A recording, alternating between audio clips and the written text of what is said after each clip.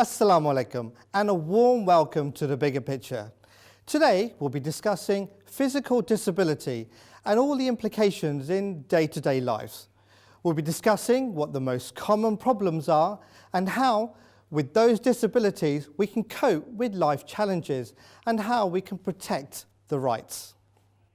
Social, finance, employment, transport, welfare, education, careers, health, politics, world peace, disability. This is the bigger picture. At the end of last year, 2015, marked the 20th anniversary since the establishment of the Disabilities Discrimination Act in the UK. And then it was actually replaced by the Equalities Act of 2010. Yes, it's a different name, but it still represented a significant milestone for the disability community, recognising the rights of disabled individuals, young, old and alike. Unfortunately, the prejudice still happens, an unnecessary burden on those disabled people striving to lead normal lives and happy lives. It's a fact that the majority of disabled individuals are not born with their disability. In many cases, a disability develops over time. And the label disabled does not always mean disability is visible either. There have been many famous disabled individuals in our society, amazing role models that have inspired disabled and non-disabled people alike. They've been passionate ambassadors for the disabled, righting the wrongs and improving lives. You don't have to be disabled to be passionate about mobility, access to public places, the right medical care, and doing away with prejudice. We sent out our team to get the views of the public. What does the average person feel about disability? What do they feel when they meet someone coping with a disability? Our independence is important to us.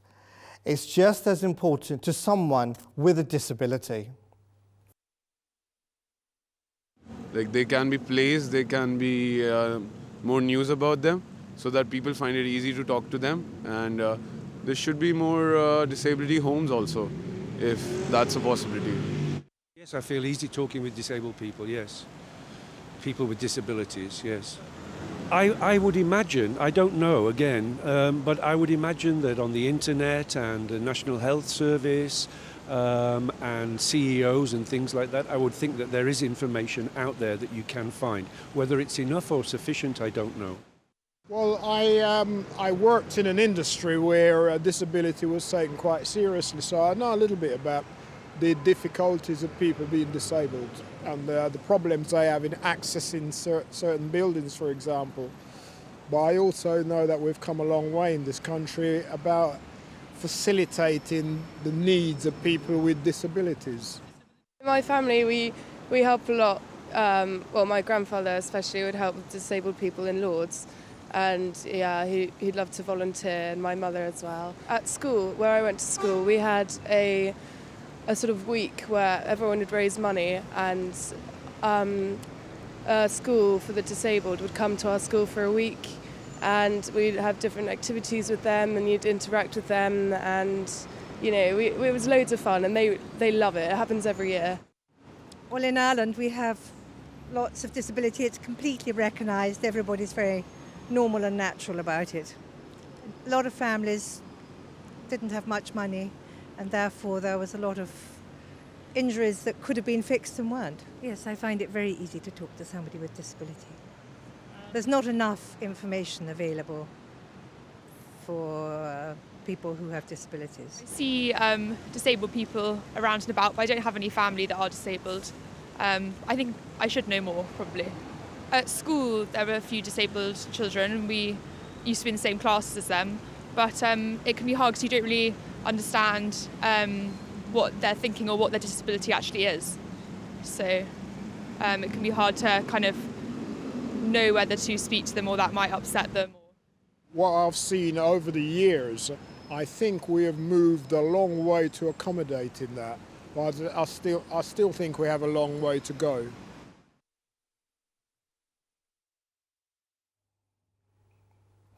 Very interesting views from the public on the streets, and it's very fascinating to hear about that.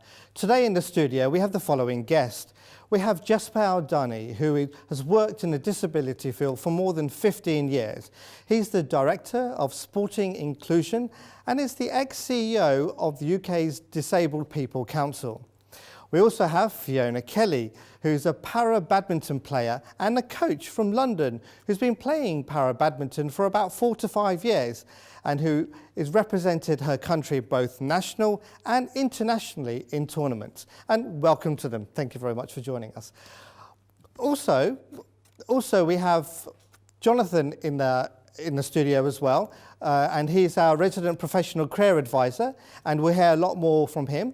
And also we have our resident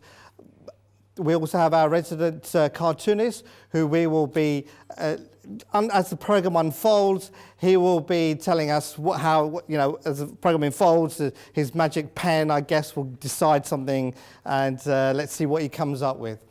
Well, in the show we have a VT that we'd like to play you right now. We would like to hear your views and thoughts on this topic. Tweet us at MTA BiggerPic using the hashtag MTA_TBP, or send us an email on thebiggerpicture@mta.tv. Our social media team is excited to read your responses. But before we go to our guests, we have one question for you. If you get it right, you can win a prize. Tell us, who was the first disabled person to climb the summit of Mount Everest? A. Eric Weinmeier, B. Tom Whittaker, or C. Mark Inglis? Please send in the answer via Twitter or email.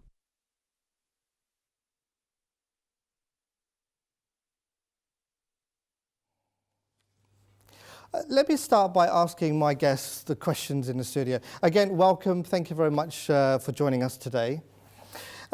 Fiona, I wanted to ask you, what sort of support is there for disabled individuals in day-to-day life? I mean, you could be more specific, maybe in the sporting world.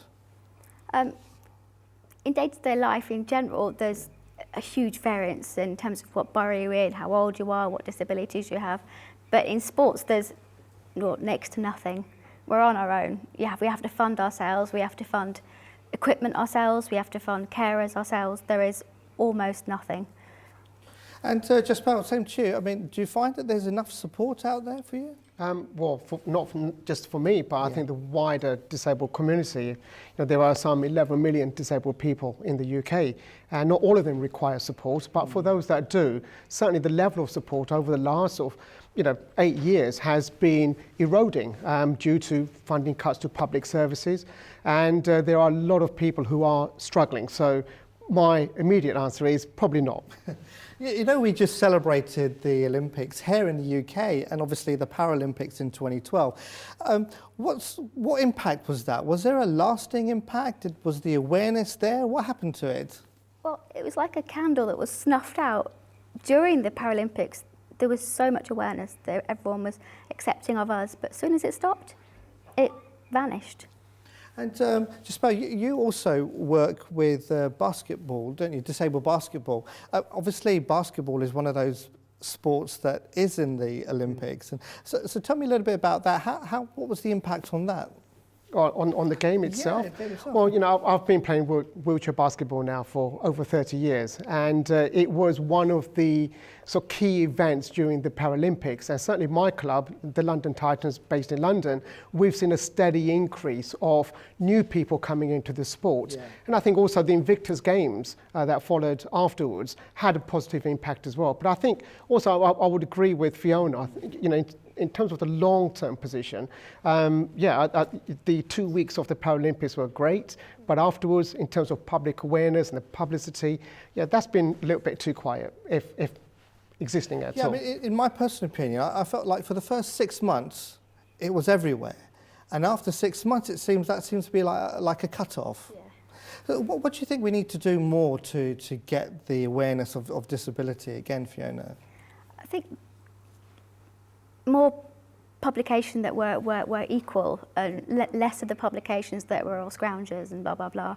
We need more positive features on TV and through the press, so people realise that it all still is happening, because most people probably think it's not happening anymore because they never see it or hear it. Yeah, it's true, and I think hopefully today we'll sort of come to meet some of those challenges. Jasper, I wanted to ask you, what sort of support is there to help people become a little bit more independent? To become independent, I think the answer is there's not enough support. Certainly, and it depends on who you are and where you are and the type of support that you need. And if we look at sort of support at the level of needing care, maybe, that has certainly been taken away for a lot of people. So people that were living at home independently, many of them are threatened to now be living in institutional care.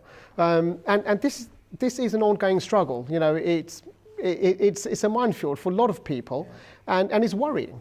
Yeah, and Fiona, it's this when we talk about independence, it's you don't want to be totally independent, do you? Because I guess you do need some sort of help. So what sort of help is it that you need to be more independent?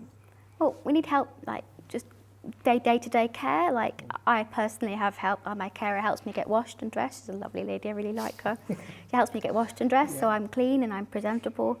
And then we need help like for mobility, for our vehicles. But it's things like that various little bits and bobs that help us live as individuals. So we're in charge of our own lives.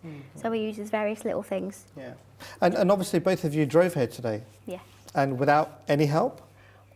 On my own, so. Yeah, apart from adaptations to the car. Can I just add one quick point on that? Ahead, with regards to independence, I mean, things like education are important. Things like employment is important. Things like accessible housing and accessible environments are all important factors in sort of leading an independent life. So it's not just about the one-to-one support that people need, but it's the wider environment and the wider spectrum of how communities are, evolve and what options and choices are available. Yeah, exactly. And I think we're going to talk about that as well with our career advisor as well, the sort of availability of work, what is there. But you both have jobs, I guess? Or voluntary job. Yeah. That I do some badminton coaching, but currently not employed like financially. Okay, well, I'll ask you in a second because I want to talk more about your charities. But in the programme, we've been running a poll just to gauge people's opinion. And the poll that we've been running is that we asked them, what do you think is the best way to create awareness about disability? And we gave them sort of three options. And Fiona, you touched on this. And the option we gave was print media, social media, or TV, radio, broadcast. So, I mean, I can leave that up to you and what your opinion is. I don't know if you've got your mobile phones, you can tweet it now, but obviously I'll leave that up to you. But what your opinion is on that. But I wanted to also dwell on I have a question about the DDA, Disability Discrimination Act. But tell me a little bit more about your charity that you're involved with as well, please. Sporting Inclusion. Yeah, exactly right. Yeah. Well, I've been involved in the disability field now for 20 years and as part of my career, and I've enjoyed disability sport, as I said earlier, for about 30 odd years. So I set up, set up really, the Sporting Inclusion as a way of bringing sort of disabled people's rights and sport together. So a lot of the work that we're doing takes place in countries like India, and I feel that a lot of people understand sport. They've either played it, taken part in it at some point, or they watch it on TV or in the communities. So we use sport as a way of addressing some of those social issues that disabled people face and to bring communities together on a level playing field. Yeah. And Fiona, when we were talking earlier about your own personal life experience of before you actually got into playing para badminton, what was it like then and what is it like now? In relation to... Before you were playing like a sport, getting involved with a sport and having a passion about something, obviously you went through a transition, didn't you, with your own self? I gradually became more disabled quite rapidly within just a few years, and I became very depressed. I was housebound because I couldn't get out, and I was very low, like suicidal low. And all it took was getting my chair. 2 weeks later, I was on the court, and it changed my life completely. Like, depression was almost gone completely. I feel good about myself. I can do something. And it just felt great to do something that I used to do when I was able. Yeah. It felt so good. That's really good. See, I mean, that is a perfect example that you were referring to as well. And also in relation to that, I wanted to say, you know, I mentioned earlier in my introduction about the Disability Discrimination Act in 1995, and then it was replaced by the Equalities Act. Again, that was a milestone, and they're both milestones. But still, there's a lot of work we still need to be done. Is that right? Oh, absolutely. I mean, we've only just touched the tip of the iceberg, so to speak, and employment rates of disabled people are still unacceptably low. The level of disabled people attaining higher education is unacceptably low compared to non-disabled people. And of course, you know, the Equality Act in itself hasn't removed discrimination, but it is there as a tool, which we never used to have, but it is there as a tool to empower disabled people and give them some protection. And you think, in your own opinion, it's working? I think it's working in some cases, and you know, so 20 years on, the law is still relatively new, but it needs to be strengthened further. So we, as I said, we've made some progress, but of course, discrimination is still out there, and I think we still have a problem where it's not always recognised as discrimination, and disabled people are still hesitant to bring discrimination, you know, to authorities. Yeah, Fiona, I just want to ask you one quick question, and I know it's a very pertinent question as well. It's about stigma. I mean, because obviously in the workplace, that's just the perfect example of where discrimination is taking place. But there's so many different other forms of stigma that we're not even aware of, that even someone like me don't even realise that I am being prejudiced sometimes. Yeah, just the way people talk to us, like we're not there, the way people don't see us, or they think we're less of a person or we're less important, so they disregard us. Yeah. It happens day to day, just wheeling about, going into shops. The way people, they walk over you, and we're just deemed as a less important person, which needs to change because we're equal. Okay, all right, fantastic. So what we will be doing soon in a short while is going through to our press highlights, and these are the sort of articles that we've chosen in the press highlights. So if I can let you know what we've decided. So just before that, because in relation to what we've been discussing about work, equality, we've been fortunate to have our MP on the phone. So as you know, the Labour Party has had a reasonably good track record in helping the disability rights. And on the phone with me today, right now, we have Kate Green. She's an MP for Stretford and Almerston, and she's currently the... Okay, I think she'll come back to us in a short while. But what I'll do now, if we just go then to our press highlights and explain to you what we're doing. So these are the articles, or this is what the press is writing about. So we chose The Guardian, and the question for that was, are you listening more to the needs of deaf children? And that could help all students. And then you had the BBC News from their viewpoint part of the page. And is it time to stop using the word disability? I mean, that's quite a tough one. And then the Independence, the thing that really got me was the hate crime against disabled people rises by 41% in 1 year. That's really hurtful to know that. And then we've got the Sports Gazette, the forgotten sports personalities of the year. I'm sure that might resonate with you there, Fiona. And then CNN break down the barriers facing disabled students, how we're going to deal with that. And the Time magazine talks about 5 lessons I've learned from people who stare at my daughter. And the last one is the point of view by the BBC, happiness and disability. So what I do, they're the articles that we've got and the press are discussing this. So I'll leave you to have a look at those and then decide which article that you want to discuss with. What we're going to do now is go and talk to our career advisor and ask him some questions in relation to what we've been discussing, give us any advice. Thank you. Talk to you in a second. John, good to see you again. John, you know, we've been talking a little, as you know, about disability, and some of the questions that Jaspal has raised as well, and Fiona, is about the equality in the workplace.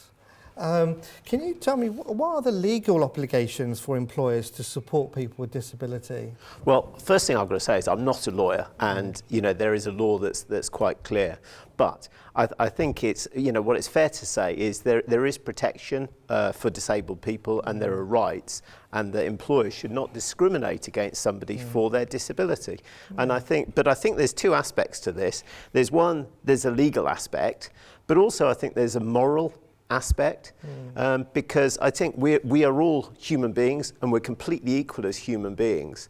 But I think in practical terms, there are all sorts of issues that large employers are increasingly, I think, becoming, they want to comply with the law, but I think it's more than that. It goes into corporate social responsibility, and it's that moral aspect, and they're geared up for it. I think a lot of smaller employers are terrified. They're terrified of making mistakes, of being taken to a tribunal.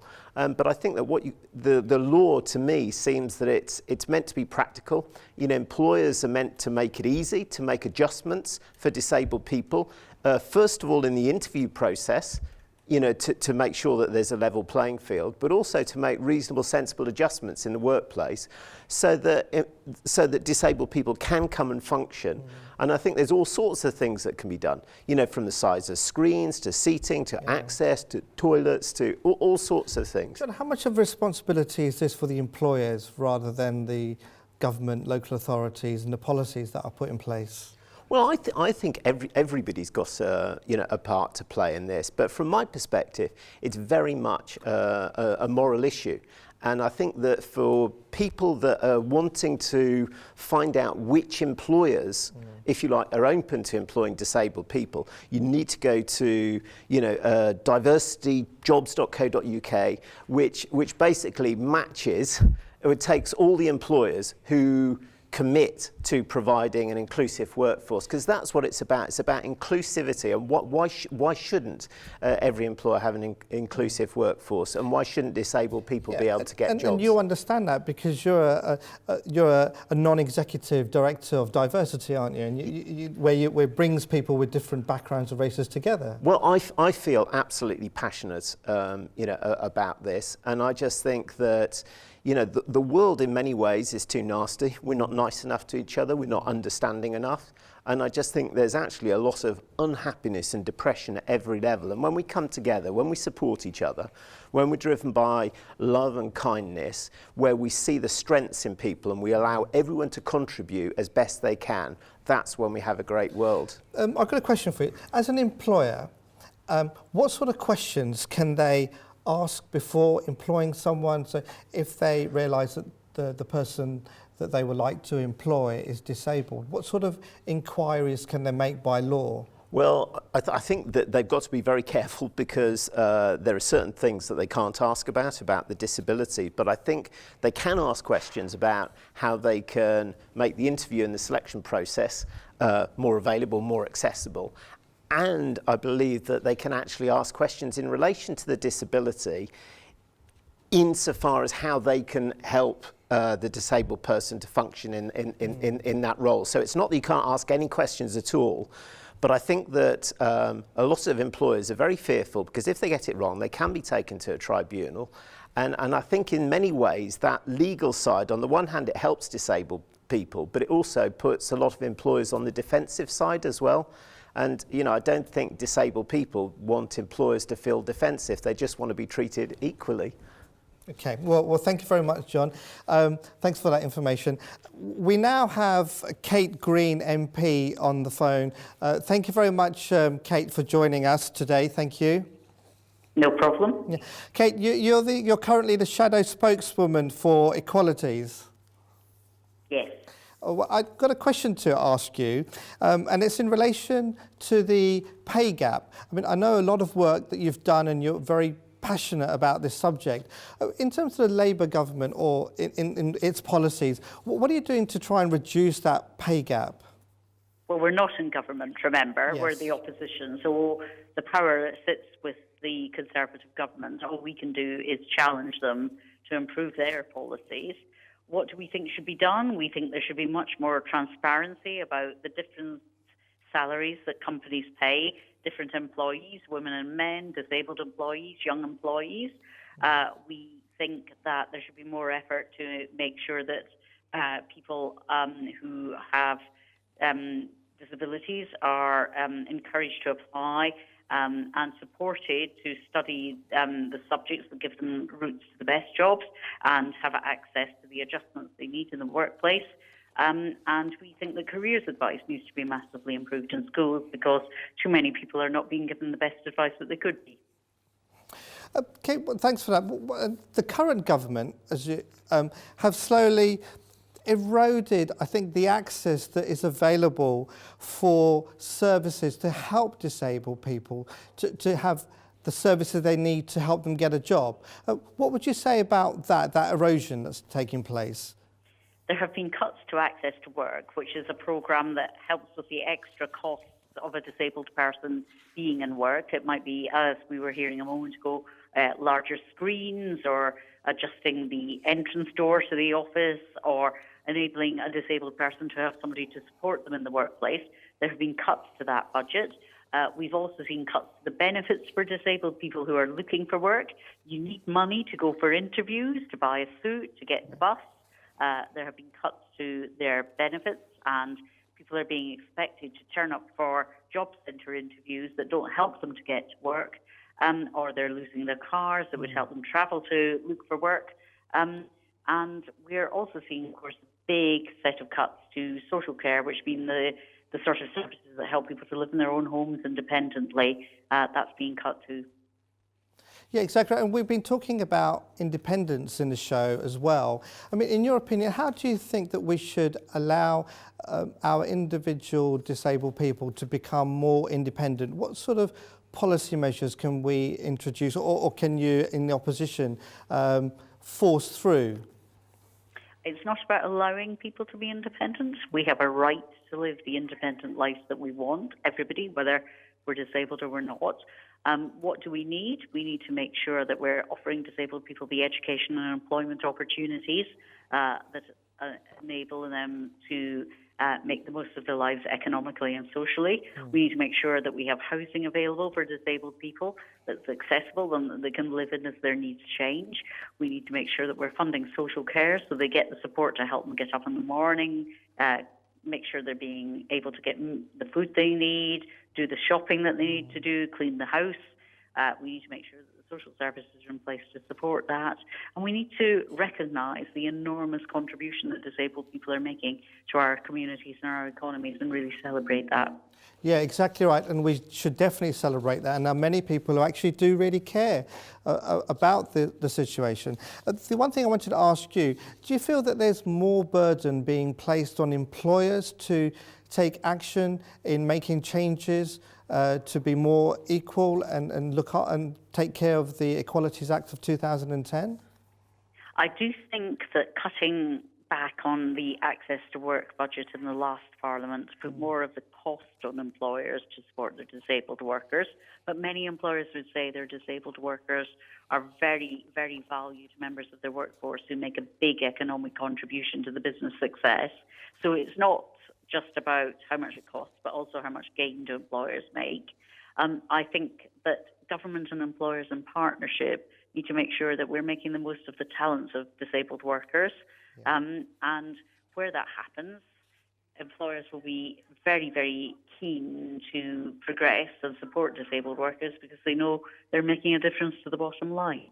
Yeah, exactly right. And well, I'd like to, if I had more time, I'd like to a number of more questions about it, but I'm sure on another day we'll follow you up on that. I hope so. I really hope so. Thank you very much, and I look forward to speaking to you again, and thank you again for your time.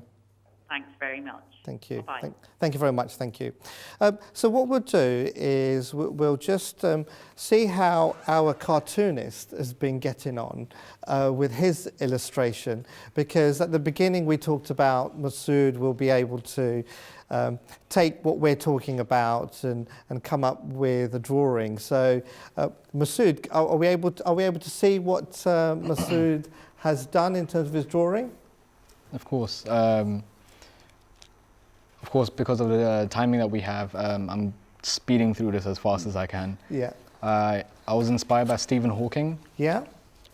So obviously, due to the unfortunate situation he's in, I wanted to show the genius behind. We can try and see that on the screen, and let's see. Oh, there you go. Can we bring up? No, the screen is there. Okay. So tell me more about. So he's looking out into the universe. It's essentially him just looking out of a window, and I'm just showing his mind essentially. Like he's thinking about the universe, and hopefully by the end of the show, I'll be able to enhance it as much as I can, and finish it hopefully. Okay. All right. So thank you very much. We'll come back to you at the end of the show and see what's coming up there. So really, what I'd like to just quickly say, remind our viewers as well that we are running the question as well, where you can win this mug, the bigger picture mug. So we've already explained to you what the question is. So please remember to keep sending in your questions and the answers to the question, and then we'll reveal the results at the end of it. So let's talk about the articles that you've chosen. So Fiona, why don't we start with you? I noticed you chose the one I thought you might choose, which is the Sports Gazette one. Can you tell me why you chose that article? It's about the forgotten sports personalities of the year, which was a huge snub to the disabled sports world. Like, not one single disabled sports person was nominated for an award, and there's so many that have done so well last year that it was amazing. They didn't even get nominated. It was like they ignored us all. Well, why do you think that is? I think, speaking as a disabled person, we get ignored by able-bodied people. It seems to be like there's a difference in the way people think. Yep. And I suspect we were deemed not important enough to. Well, the Paralympics was an amazing. In the UK, it was quite inspirational for so many people, and the fallout from that is an example of what we talked about earlier. That it's sort of like fallen off the edge, and maybe this is what's feeding into that, and that's what this article discusses. Yeah. As soon as their nominations became public, there were so many of us over Twitter and over Facebook who were suggesting other nominations. So it made everyone talk and everyone think. Yeah. But it really felt like we were just important, because there's so many. For example, Hannah Cookcroft. She's an amazing athlete and done so well, and no nomination. Or Jordan Wiley, who is the only British tennis player in history to achieve a calendar Grand Slam in wheelchair doubles. No nomination. Well, maybe insulting, but. And you do find it insulting, and I hope it's not down to ignorance, but I hope shows like this and what we talked about earlier can probably change the attitude of people, and probably let's see in the future we get some nominations. Just tell me about what article did you choose then? Mine is a bit more serious, and this is something that you picked up on earlier regarding disability hate crime. And what really caught my attention here, this was an article in the Independent newspaper last year, and they're highlighting the 41% increase in recorded disability hate crime, and compared to the year before, which was just 5%. And I think this is just one of those issues that does not receive enough media attention, and certainly over the last sort of 8 years or so, I know there's been a steady increase in disability hate crime, and I think both disabled people and non-disabled people need to understand that disability hate crime is real, is unacceptable. There still needs to be a lot more done to make reporting of disability hate crime more accessible, Do you think that the reporting of disability crime has got easier? That's why we're seeing an increase? I'd like to think, in some cases, yes, I'm sure that is the case. But also, over the last few years now, there's been a lot of reports in our tabloids and sort of newspapers referring to disabled people as benefits cheats, as scroungers, as work shy, and so forth. So that creates an environment for disabled people to be picked on. Yeah, and Fiona, look, based on what you've done, the encouragement that you've given in relation to the para badminton that you do, and also you coach. I can't see you being a layabout, but not doing anything and not wanting any help. You know, you go out there, don't you? And you try. I mean, not try. You're actually doing, aren't you? And you're being an inspiration, as there are so many other inspirational people out there as well. So just so you know that the poll that we ran earlier, it started 24 hours ago. We started about 9 o'clock last night. And the poll that I think the time is now finished. And I believe that I think they're going to now collate the results and let us know.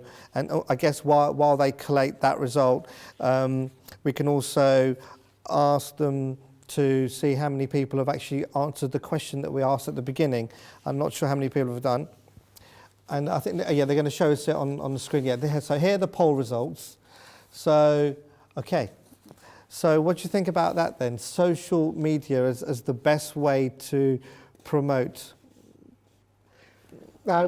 Staggering, really. It'd be good to know the demographic of the audience that's responded to that. And I think all three platforms are important. We need to see more disabled people on programs like this. We need to see more disabled people being presenters on programs like this as well. So, yeah, it's a good start. We need less articles in the printed media about us being scrounging scum and more positive, because that seems to have a definite effect on everyday lives of people like me. As soon as there's an article out, say, for example, one of the papers about scroungers, disabled people, you go out and there's an immediate difference in how people talk to you. So, and that's been discriminative and that's being prejudiced, and that's what we want to try and avoid. And I just want to spin it slightly, because I was talking to some of the guys in the studio and some of my friends as well. Sometimes, not always, they feel quite apprehensive in talking to somebody who has a disability, and they don't always necessarily know how to approach somebody. Now, for them, do you have any advice that you could say to someone? For example, what are the no-nos? You know, what shouldn't you say? Because obviously, I don't want to be insensitive, and no one does. So what would you say to them? Can give you some examples. Well, for one thing, talk to us and not our carer. Like, everyone knows the example. What will she have to drink? And you're sitting there, and treat us like you would like to be treated yourself, because we're just like everybody else. We just need mobility aids. We're no different. We're just the same people. So talk to us like you would talk to you would like to be talked to yourself. Yeah, there's no difference. That's good advice. And just well, it's such a big question, and I think maybe more disability awareness in schools, in public, in the workplace. But hey, listen, look at me. Have I bitten anyone's head off yet? Not yet. No, not yet. There you are. Not yet. No, I think very often it's straightforward as kind of reaching out, shaking the hand, and saying hi. As simple as that. Simple as that. Okay, good. All right, so we've got the results that have come in now from the questions that we asked. Yeah, okay, so I think they just need a few more time. I think quite a lot of people have rung in. So I did have another question for you earlier, is that when we talk about the no-no question, people, as you say, they don't talk to the carer but talk to you. And sometimes people find it a little bit difficult, don't they? Would you say that these people are ignorant? Is that the wrong word to call these people? I don't think so. I think they're overly cautious and they don't want to offend us, because they're worried they'll upset us or make us angry, but they just need to realise that we're just the same people they are. We just need mobility aids, so we can not ignore the wheelchair, just talk to me as a person. Yeah. And I believe that when you do talk to an individual, but it's easier for someone to see someone in a wheelchair that yes, they are disabled, but there's another world out there which we haven't actually discussed today, which we will discuss, is about the learning difficulties. You've got illnesses like autism and Asperger's and so many others, and Down syndrome as well. There's so many other issues we haven't discussed about. I guess that's also something that needs a worthy of mention as well. I mean, in terms of the Disability Act, it also covered the non-visible disability as well, didn't it? It certainly does, and as I said, it covers all spectrums of impairment, disability, but also long-term ill health as well. So, wheelchair users such as myself, we technically only make up about 5% of the disabled population. Yeah. So we're a very small percentage in terms of the disabled community. And there are more disabled people whose impairment or condition is not always visible and apparent. Okay, all right. So I've been told that we've got quite a number of people who have now got this question that we asked at the beginning. I wonder if we could run the graphic that showed the question that we had. And it was the question, there you go, there's the question. So, all right, so there you go. So the question was, who was the first person to climb the summit of Mount Everest? I mean, I don't know if you know the answer to that question, because it's quite a difficult question. I've got no idea. No, I haven't got a clue. Well, being the presenter, I do. So we can reveal the answer, shall we?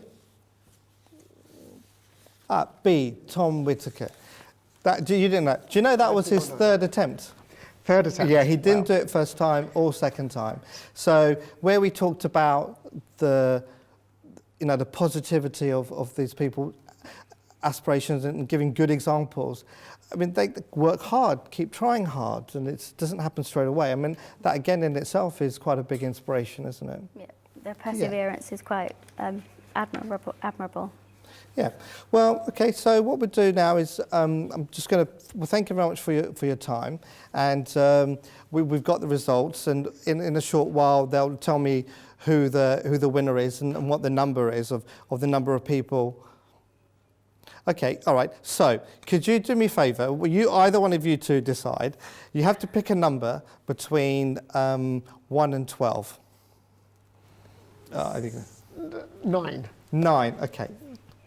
Right, okay. So, well, thank you very much for that answer. So, number 9, so Rizwan Butt, you were the correct person to have answered that question. Congratulations. So, you are the winner of this mug, and we will be sending this out to you in due course. Well, thank you very much. Rizwan Butt, well done, and congratulations on that.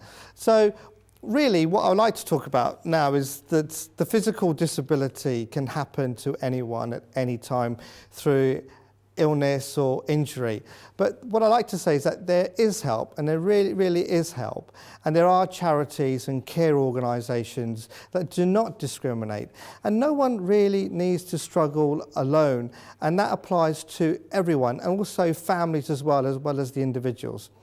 Remember also, discrimination and prejudice in the workplace is against the law. If it happens to you, do not keep quiet. Don't keep it to yourself. Make sure you tell someone, because help is not far away. Many people with disabilities have made their mark in the world, and indeed in the world history, from presidents to groundbreaking scientists, and everyone knows who I'm referring to there as well. And now, that's just got to inspire anyone. It doesn't matter who you are. I hope that you, like me, have been inspired by the bravery and determination that we've seen today. We can see that there is a real value in bridging the gap between disabled and non-disabled communities. Destroying prejudice is important, and encouraging new achievements, regardless of the disability, which is at the heart of a caring society. Well, we thought about this, and we created a selection of quotes that may prompt some feeling and understanding, so that we can run those for you right now. Everybody is a genius, but if you judge a fish by its ability to climb a tree, it will live its whole life believing that it is stupid. Albert Einstein. I don't believe I'm disabled. Yes, I have no arms and no legs, but big deal. Doesn't matter how I look. It is who I am and what I do. Nick Vujicic. There is no greater disability in society than the inability to see a person as more. Robert M. Hensel. It is a waste of time to be angry about my disability. One has to get on with life, and I haven't done badly. People won't have time for you if you are always angry or complaining. Stephen Hawking. Humans are not disabled. A person can never be broken. Our built environment, our technologies are broken and disabled. We, the people, need to accept our limitations, but can transcend our disability through technological innovation. Hugh Her. If some of you sees some sort of weakness in another person, a disability decreed by God Almighty that some people have, or a defect in a person, you should not ridicule, mock, or make jest of anyone. If there is a deficiency in someone, then remember that you can also suffer from it. Hazrat Khalifatul Masih V, may Allah strengthen his hand. Well, I hope they were some fruit for, just to understand what we're talking about. So what we like to do now is just show you the final illustration of what Masood come up with in today's discussion. Well, Masood, so how did he get on then? Let's have a look at your final result then, shall we? Of course. Okay, right, do you want to just talk us through that? And also you've got a quote again. Can we have a look at, what's that? Just explain that to us. Let me just zoom out so you can see. Yeah. It's a quote by Stephen Hawking himself. Intelligence is the ability to adapt to change. What I wanted to portray in this was Stephen Hawking looking out the window. His mind is. I want to show that of course he's got this unfortunate situation that he's in, but that hasn't stopped him from achieving what he's always wanted to achieve.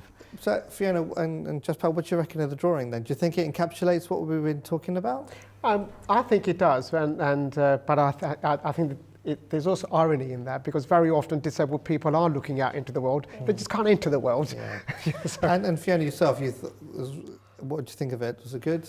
It's Great? gorgeous. Gorgeous. It's lovely. Okay, brilliant. Okay, well, that's it for today. That's all the time we have for today. Well, thank you very much for joining us today and getting involved with our discussions. We do really hope to see you next time when we discuss cybercrime, and in particular the fraud that goes on in the internet. Well, that's goodbye from me and goodbye from all of us here in London and our guests in the studio. Assalamu alaikum.